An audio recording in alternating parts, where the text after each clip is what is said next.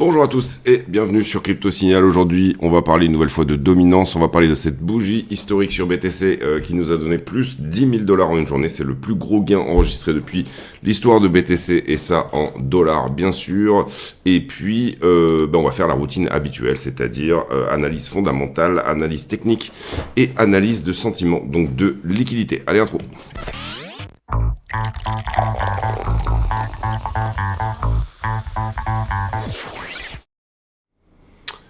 Alors, la chart, on est là en 4 heures. Ce qu'il faut bien comprendre, c'est que donc Bitcoin est venu faire un petit bisou aux 90 000 dollars. À ce stade, et c'est ce qu'on avait expliqué sur la dernière vidéo, la possibilité de voir se mettre en place une parabole n'est pas altérée.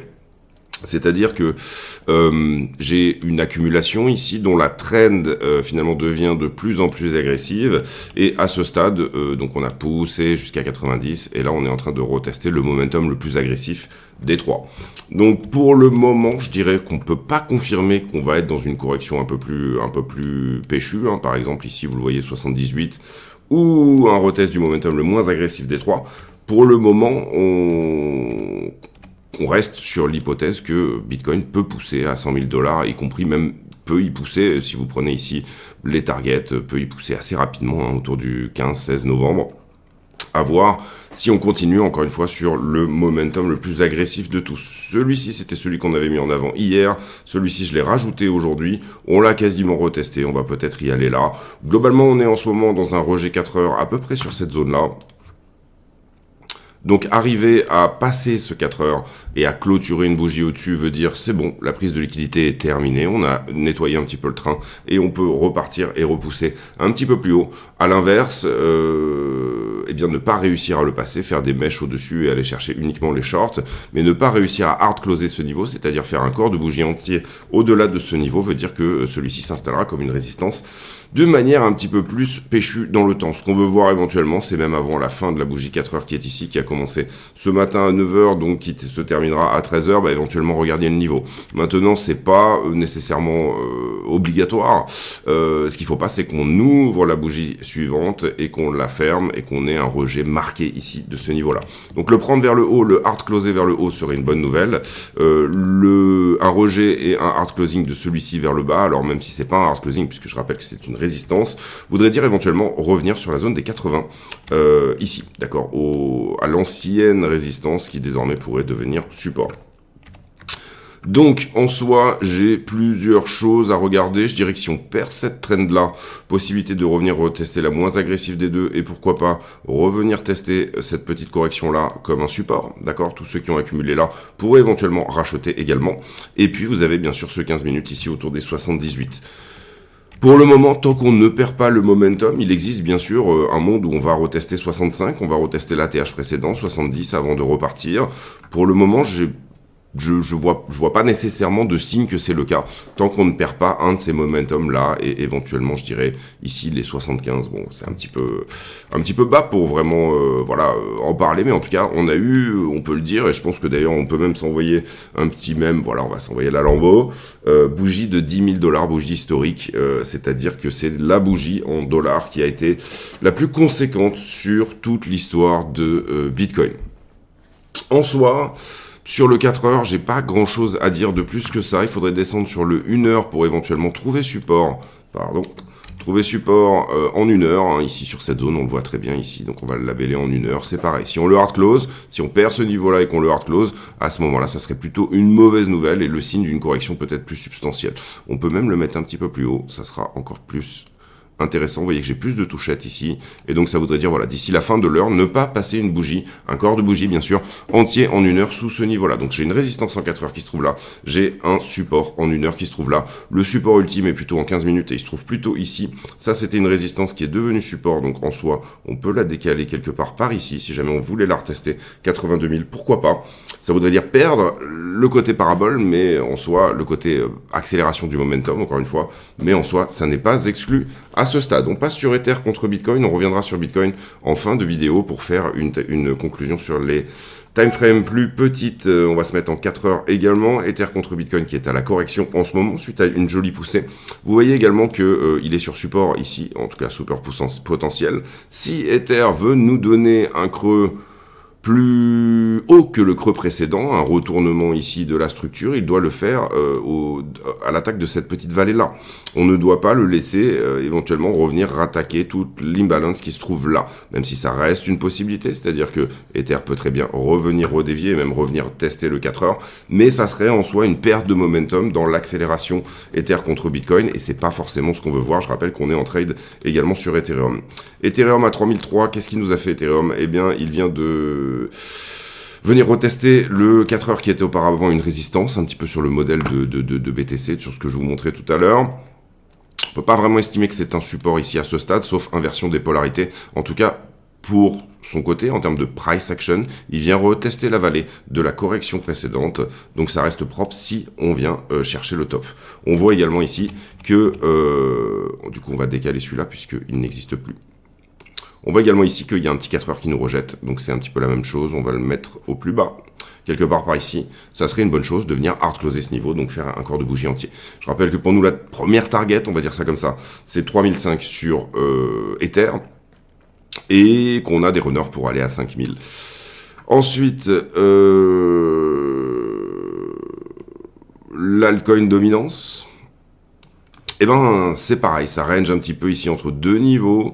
On va les garder en 4 heures, c'est bien. Vous avez ce niveau-là qui a très bien tenu pour le moment et qui reste le support, hein, on va dire ça comme ça, même si on mèche sous la structure ici, il faut bien comprendre que on a quand même un joli support et on a quelque chose qui nous repousse, je dirais à peu près dans cette zone-là également en 4 heures. Donc ça, c'est la zone de combat. Si on en sort par le haut, très bien. Si on en sort par le bas, très mal. Globalement, ce qu'on peut voir éventuellement, c'est un élargissement symétrique de sommet.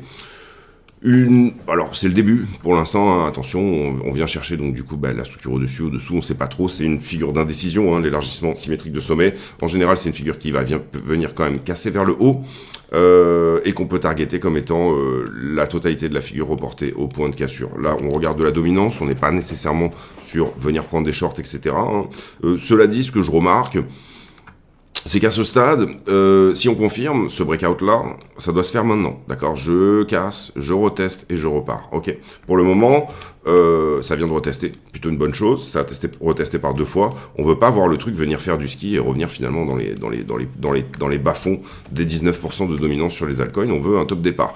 Je pense que ce dip sur Bitcoin est soit l'occasion d'acheter des altcoins, donc il va y avoir du boulot aujourd'hui, soit l'occasion de ne rien faire. Ça dépend évidemment ici de votre aversion au risque ou pas. Dans tous les cas, on a vu sur cette bougie de $10 000 les altcoins plutôt bien poussés et on voit des signes d'un retour des retails, ce qui pourrait donner du jus bien sûr aux altcoins en termes de dominance. Mais spoiler alerte, la dominance de BTC, elle a retesté les 60% directement. C'est-à-dire que sur la dernière journée, hein, étant donné qu'on a fait, je le rappelle, une des plus belles bougies de toute l'histoire de BTC, enfin la plus belle bougie de toute l'histoire de BTC, en dollars, eh bien c'est pareil, soit on confirme ici une tendance baissière, donc la perte de ça, mais attention, on a réintégré littéralement cette petite trend à l'accumulation ici, donc ça irait plutôt ici dans le sens du fait de se dire que BTC pourrait encore avoir du gain en dominance, ou en tout cas tenir les 60% pendant un certain temps. Ce qu'on veut pas voir éventuellement, ce qu'on veut voir, je dirais plus pour ceux qui veulent éventuellement jouer la carte des alts, c'est qu'on ait un rejet en 4 heures ici, d'accord?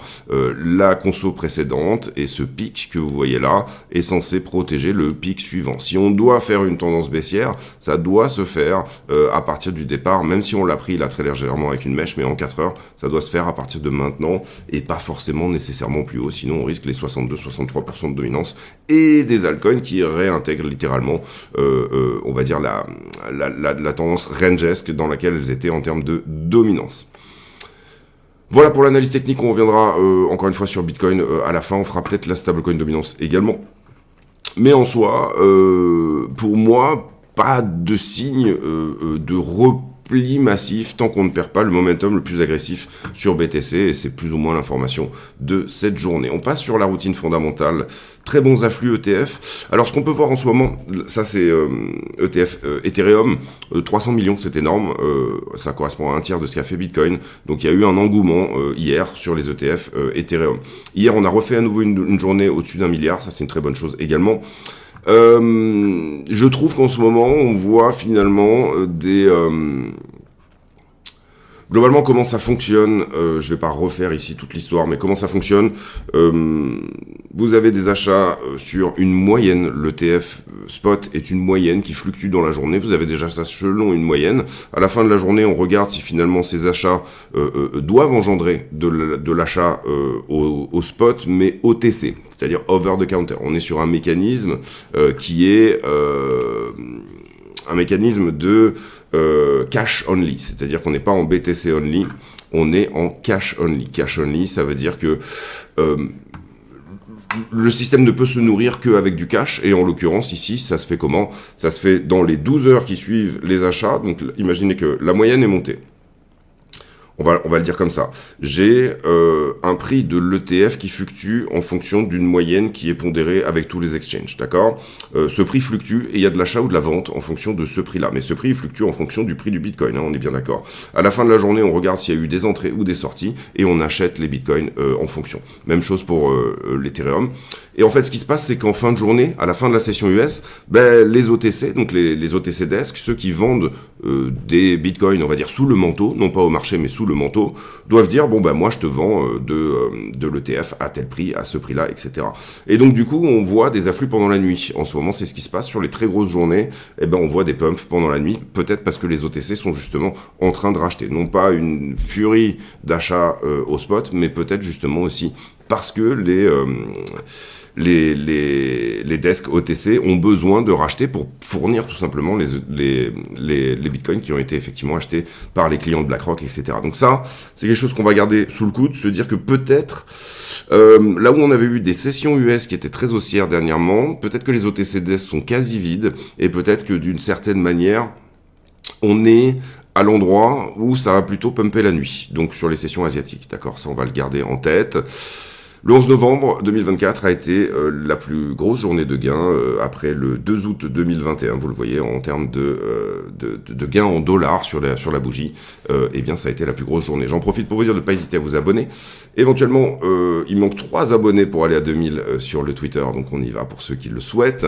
Et puis, je rappelle que tous les bénéfices de la chaîne sont versés à Mécénat Chirurgie Cardiaque et que le partenaire de la chaîne est Bluefin. Donc, si vous avez dans l'intention d'ouvrir un compte sur Bluefin, n'hésitez pas à le faire avec le code CryptoSignalFR qui vous permettra d'avoir des réductions sur vos frais de trading également.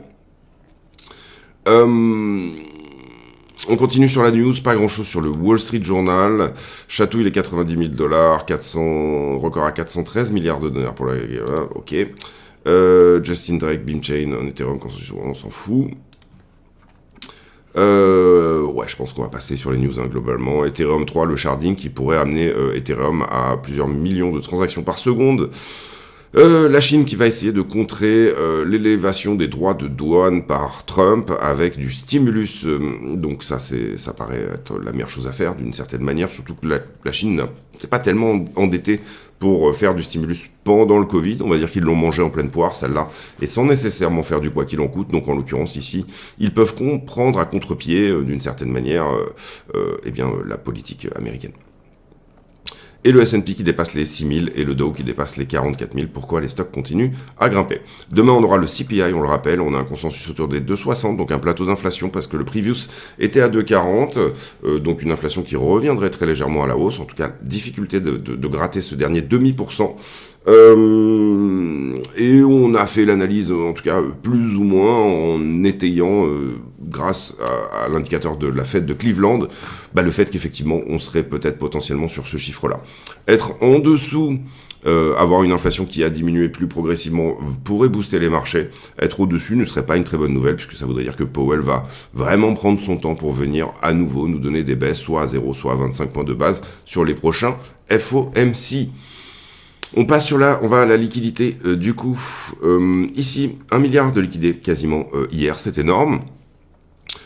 Bien évidemment, ça tient à la volatilité qu'il y a eu. On fait plus 10 000 $ quasiment, et puis ensuite on fait moins 3-4 000. Voilà, il y a de la vol en ce moment, on va pas s'en plaindre. Vous voyez qu'on liquide à peu près la même chose en long qu'en short, mais plus de long que de short. Et puis, BTC a surtout liquidé du short, lui, pour le coup, et Ethereum a surtout liquidé du long. Toutes les alts ont surtout liquidé du long, et il n'y a que Dodge et ADA qui ont liquidé du short. Carnet d'ordre au spot, les gros ordres sont plutôt sur la zone des 85. Gros ordre, oui, on a 517 bitcoins ici à l'achat, 121, 200, à peu près 800-900 bitcoins, et juste en dessous ici, la même chose, 300, ouais voilà. Sur la zone des 85, il y a une zone d'intérêt. Sur cette correction ici, on avait des ordres qui auraient pu bloquer mais qui se sont annulés et peut-être potentiellement refaxés légèrement plus bas. Donc ça voudrait nous dire, voilà, peut-être un retest des 85 à nouveau. On va voir ici si le funding est en train de partir en sucette ou pas et si ça FOMO globalement sur le long.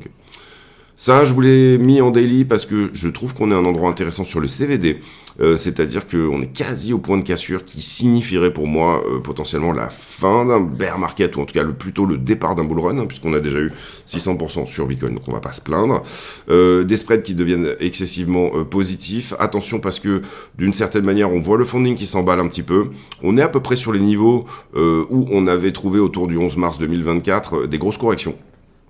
Cela dit, pour le moment, encore une fois, tant que le momentum n'est pas perdu, je mettrai un petit peu la liquidité de côté parce que on a un vrai phénomène d'achat au spot qui pourrait éventuellement venir contrer d'une certaine manière les longueurs.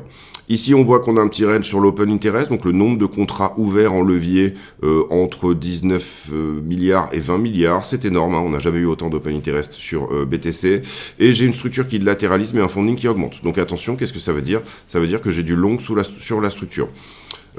Ici, diminution du funding, diminution du prix, augmentation du funding, ça veut dire qu'il y a du long également. Ici, même chose, ici, même chose. Donc, j'ai pas énormément de short au-delà de la structure à ce stade, et j'ai plutôt du long en dessous. Là, vous voyez qu'on est venu en chercher une partie. Si je l'avais mis par là, on a justement corrigé cela, hein, et c'est ça qui nous emmène à ces 468 millions au total, 520 millions liquidés sur du long, malgré le fait qu'on a eu une bougie qui a plutôt poussé 10 000 $, vous voyez qu'on vient plutôt punir les retardataires, et ça c'est intéressant. Donc j'aime bien moi le fait que le funding soit revenu sur des zones sur lesquelles on n'a pas empêché des pumps pour le moment. Cela dit, il est très haut. Je parle de l'open interest, pardon. Il est très haut. Le funding est haut, mais il reste dans une zone quasi neutre. Hein. On va pas ici, on est très loin des niveaux de funding qu'on a pu avoir en boule précédemment. On vient de passer sous la structure, là on se reprend un petit peu. Vous voyez qu'on casse une petite distribution. Donc voilà. Est-ce que vraiment on a eu... Là, pour moi, ça va dans le même sens. Ici, ouais, on aurait eu du point là, mais vous voyez que le point a été visité. On va garder un petit truc sous la structure ici, mais sans conviction. C'est-à-dire que je pense qu'on a liquidé une partie des longueurs retardataires, notamment dans le milliard ici qui se trouvait là. Excusez-moi, je ne suis pas logué, je m'en pose une petite seconde, sinon je vais oublier de le faire. Voilà, donc attention, pas mal de monde qui essaye de rentrer longue sur ces mouvements-là. Il faut bien comprendre qu'il y a une partie qui est naturelle. C'est-à-dire que, étant donné que je liquide du short, ici vous le voyez, le prix augmente, c'est normal que le funding augmente, d'accord? Ici, il n'y a pas de divergence. La divergence, elle commence en fait, elle commence là-dedans. Elle commence à partir de là où j'ai un prix qui diminue et j'ai un funding qui continue d'augmenter, d'accord? Donc un sentiment très longueur qui pourrait éventuellement permettre à ceux qui sont longues également, mais de venir liquider ces fameux longueurs pour ensuite réaccumuler du contrat dans l'autre sens, et ce sur un support sur lequel potentiellement il l'aurait déjà fait. Donc attention à ça, c'est une zone de rejet. Maintenant, tant qu'on ne perd pas le momentum, pour moi, encore une fois, il n'y a pas vraiment de signe que ça pourrait être le cas. Donc on risque de laguer un petit peu ici sur la réaction qu'on peut avoir, notamment sur nos trade management, mais en soi, ça permet aussi de laisser respirer un petit peu les trades. Donc voilà l'idée. J'ai toujours pas récupéré mon abonnement sur iBlock. Malheureusement, je pense que je vais le récupérer dans la journée d'aujourd'hui. Pas tellement grave, vous voyez qu'on a fait l'analyse ici. Pour moi, il n'y a pas énormément de monde au-dessus du prix. On en a un tout petit peu ici. Vous voyez que là, on a diminué en funding, on en avait, mais ça a été touché également. Et il n'y a plus grand monde en dessous du prix, puisqu'on a déjà fait cette correction et on a déjà flushé sous la structure. De combien on a flushé sous la structure, ça peut être intéressant de se dire, bon, ok, admettons que, on a du monde ici qui était rentré, intervalle de prix comme ça. On a du monde qui était rentré sur ces zones-là, c'était un support avant. Et vous voyez qu'on a pris les x100 parce qu'on a fait moins 42. On a même pris les x50 dans ce contexte-là. Donc, quasi pris les oui, les fois 50 avec les frais de funding, etc. Vous êtes dedans. Donc en soi, voilà, pour moi, on a quand même déjà libéré une bonne partie de l'histoire. Dommage qu'on n'ait pas les blocs, ça devient assez agaçant, ça fait 2 jours désormais de suite, mais malheureusement, je peux rien y faire. On revient sur le prix et on fait la conclusion de cette vidéo. On va aller sur le 15 minutes directement.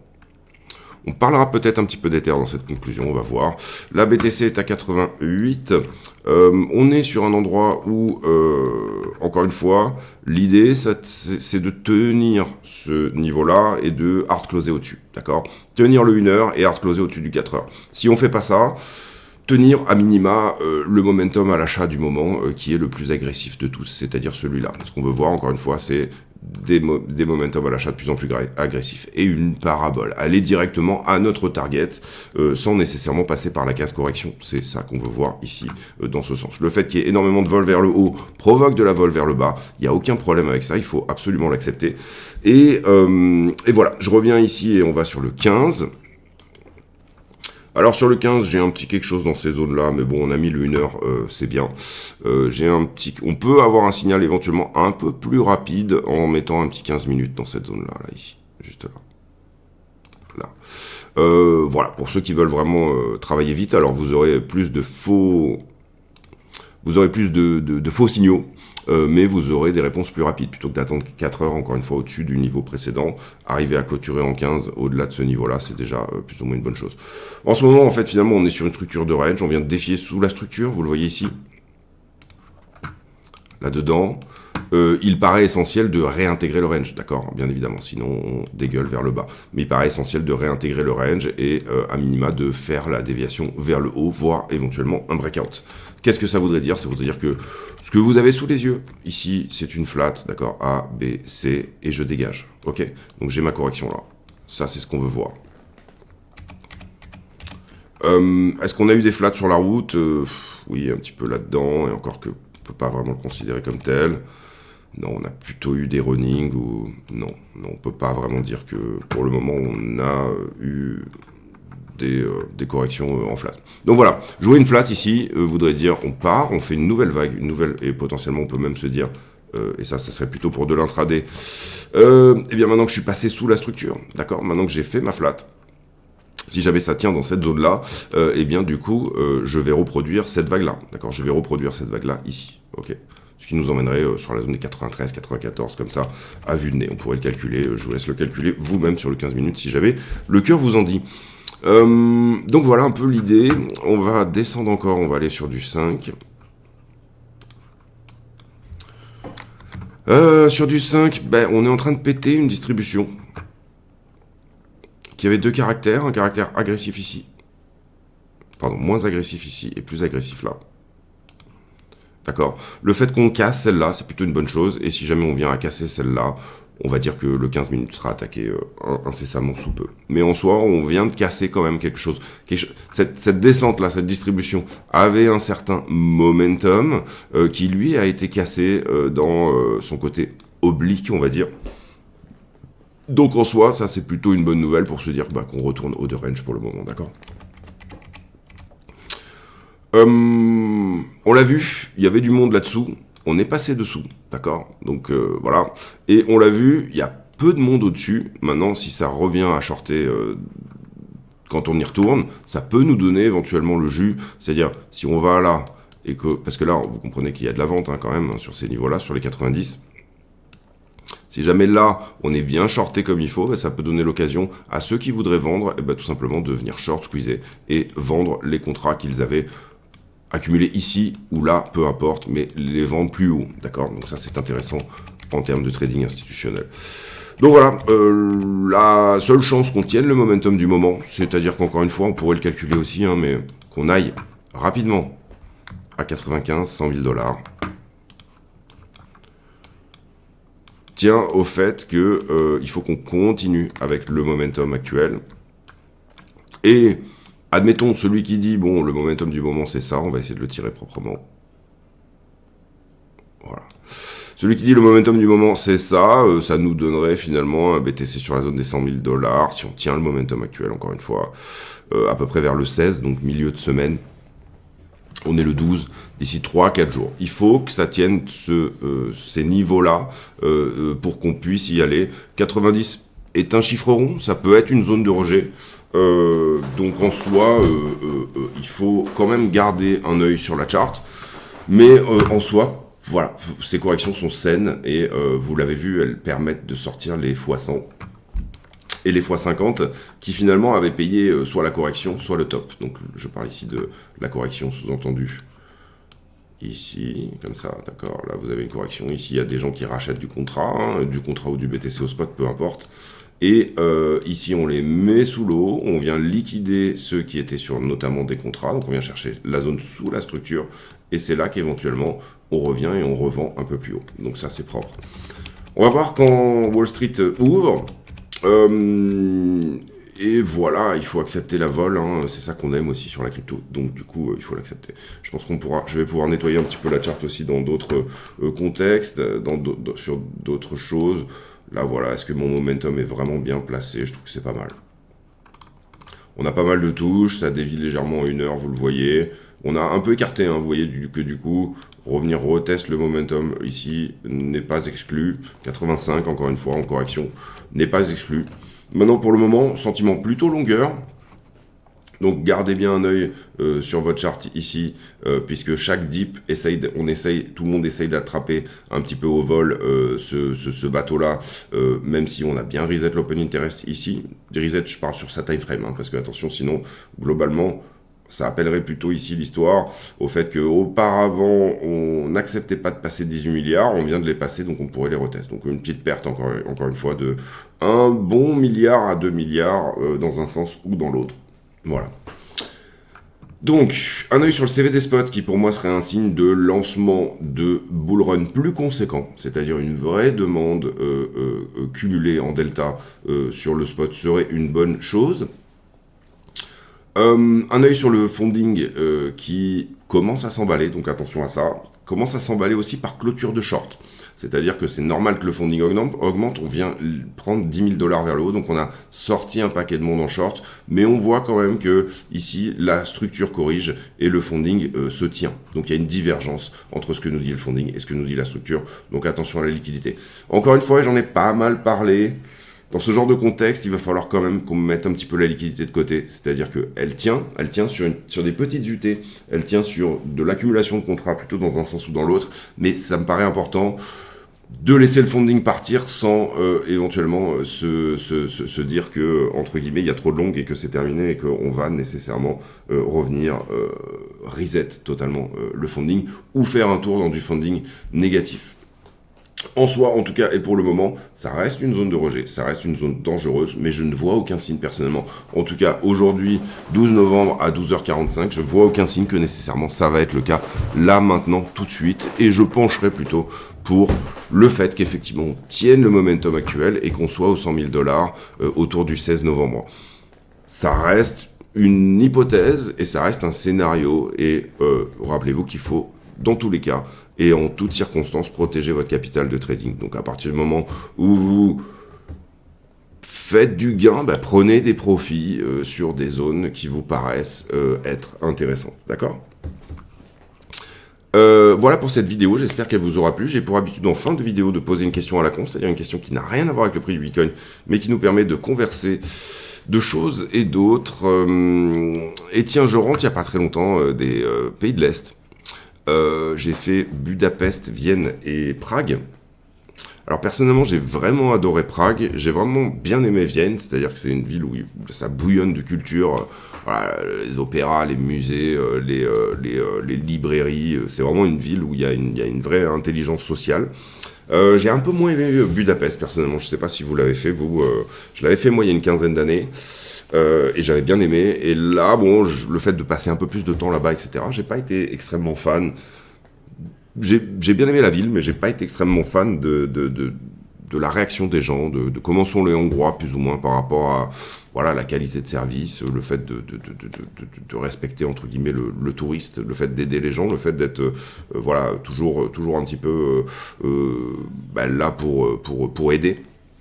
J'ai pas trouvé ça incroyable en Hongrie. Par contre, j'ai adoré vraiment Vienne, et alors Prague, c'est incroyable. C'est vraiment, je pense, une des villes les plus belles du monde. Voilà, on dirait que tout est en papier mâché, que tout, on dirait le mainstream, la Main Street, pardon, de Disneyland. C'est vraiment incroyable. Donc, si vous avez fait les Pays de l'Est, donnez-moi votre avis, et si vous avez des informations de pourquoi les Hongrois sont si aigris, eh ben, donnez-moi votre avis en commentaire. On se retrouve demain pour une nouvelle vidéo. D'ici là, portez-vous bien. Pardon aux Hongrois ou aux gens d'origine hongroise qui éventuellement nous regardent. Mais bon, voilà, c'est mon avis. C'est quelque chose que j'ai ressenti. Peut-être que ça tient juste à la capitale aussi. Maintenant, je me suis baladé en voiture aussi dans le pays. Je n'ai pas forcément eu l'impression que c'était beaucoup mieux ailleurs. Surveillez bien ces niveaux. On se retrouve demain pour une nouvelle vidéo. D'ici là, portez-vous bien. À très bientôt. Ciao, ciao.